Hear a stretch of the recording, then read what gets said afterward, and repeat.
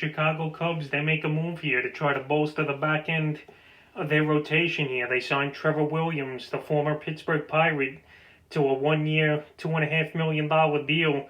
And the weird thing about this, the Cubs are deferring money, so I don't know if the Cubs are broke or what, but if you're going to have to defer a $2.5 million deal on a 1 year signing, that's pretty concerning to me, even though reports came out yesterday that the Cubs, they're going to be all right and they're going to try to fight for a division title and they got resources and money to spend. But after the Cardinals get Nolan Arenado, I don't think that's going to be the case here. And to defer the money to Trevor Williams, that's a little suspect and scary if you're a Cubs team. So we could see possibly Chris Bryant or Kyle Hendricks getting traded. But anyway, on to Trevor Williams.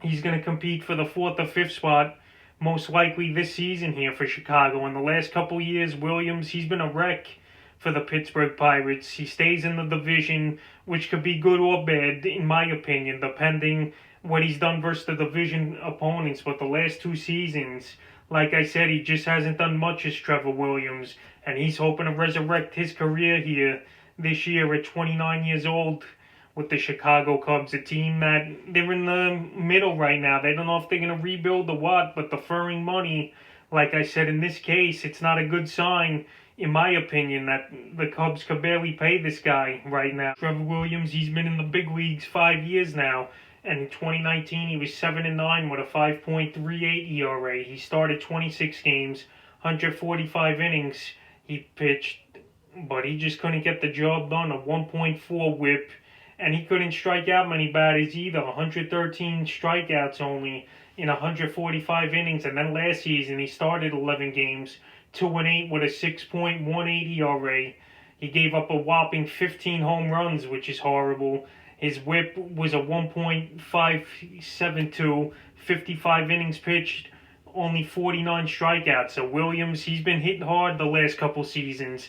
His best season as a pro was in 2018, though, where he was 14-10 with a 3.11 ERA in 31 starts, 170 innings at the 1.178 whip. So Trevor Williams, I don't think he's going to do much with this Cub team.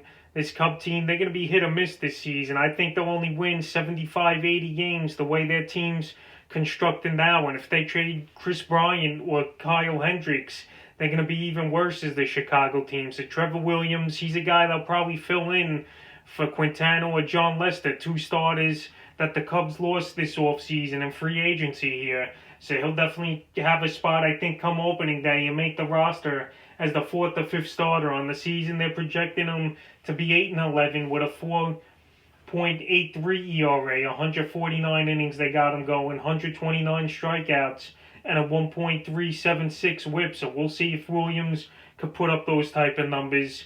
But like I said, he's just going to be a fill-the-gap guy for the Cubs. And it wouldn't surprise me if he don't last the whole season on him, if he gets hit hard early and often, and if the Cubs are out of it to go to a younger guy in the rotation. And as far as fantasy baseball, I don't think Trevor Williams will have much value. He's a guy maybe you take in the last couple rounds, 22nd, 23rd round, but 10 and 12 team leagues, he's a guy you probably shouldn't touch. 14 leagues or deeper, you take a flyer on him in fantasy leagues. So Trevor Williams signs with the Chicago Cubs, and we'll see what he could do for the Cubs and fantasy owners here in the upcoming 2021 season.